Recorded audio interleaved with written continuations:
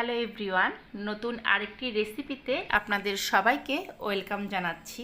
আজকে আমি আমার ভীষণ পছন্দের একটি রেসিপি আপনাদের জন্য নিয়ে এসেছি। এটা হচ্ছে কাঁচা আমের টক।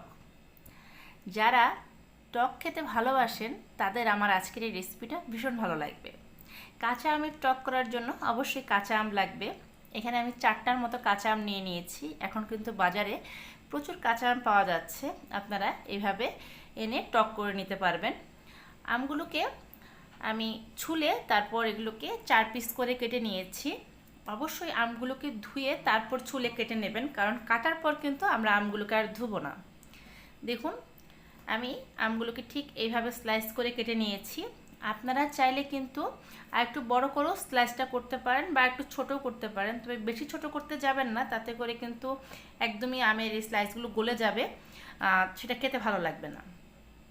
কড়াইতে দিয়ে দিলাম সাদা তেল। আমি হাফ কাপের মতো সাদা তেল দিয়ে এখানে 1 চা চামচ 5 ফোড়ন দিয়ে দিয়েছি, আর সাথে দিয়ে দিলাম একটা তেজপাতা, আর দিয়ে দেব একটা শুকনা মরিচ।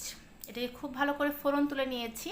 দিয়ে এখন আমি যে আমগুলো কেটে রেখেছিলাম সে আমগুলো দিয়ে দিলাম, আর সাথে দিয়ে দিলাম স্বাদ মতো লবণ। আমি এখানে হাফ চা চামচের মতো লবণ দিয়ে দিয়েছি, আর দিয়ে দিব হাফ চা চামচ হলুদ গুঁড়ো।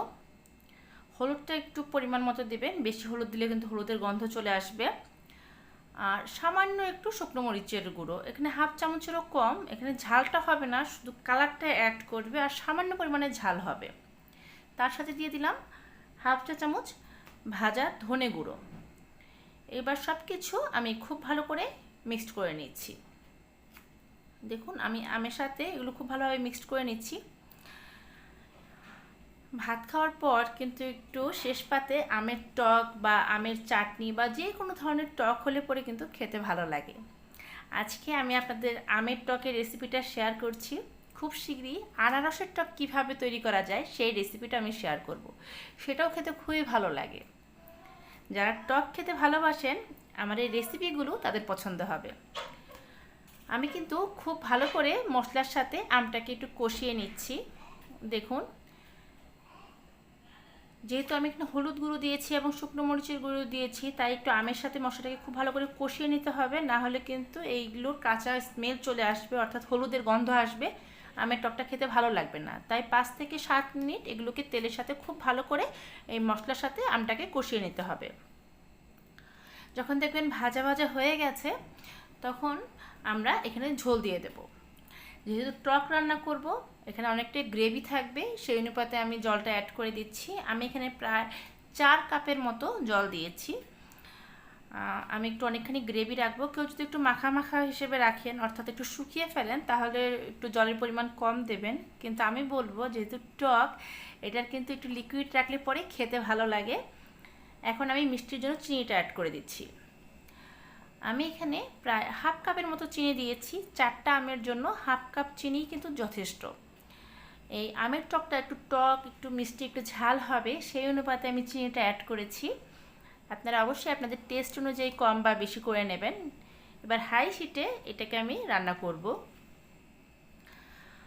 আমের আচারও কিন্তু খুব ভালো লাগে খেতে। আমি প্রত্যেকটা রেসিপি আমার চ্যানেলে দেওয়ার চেষ্টা করব, আশা করি সেই রেসিপিগুলো আপনাদের ভালো লাগবে। আজকে একটা সিম্পল টকের রেসিপি দেখালাম। যারা টক খেতে পছন্দ করেন অবশ্যই এই রেসিপিটা দেখে বাসায় একবার হলেও ট্রাই করবেন, আশা করি আপনাদের ভালো লাগবে। দেখুন, আমি কিন্তু এটাকে হাই হিটে খুব ভালো করে টকটাকে জাল করে নিচ্ছি।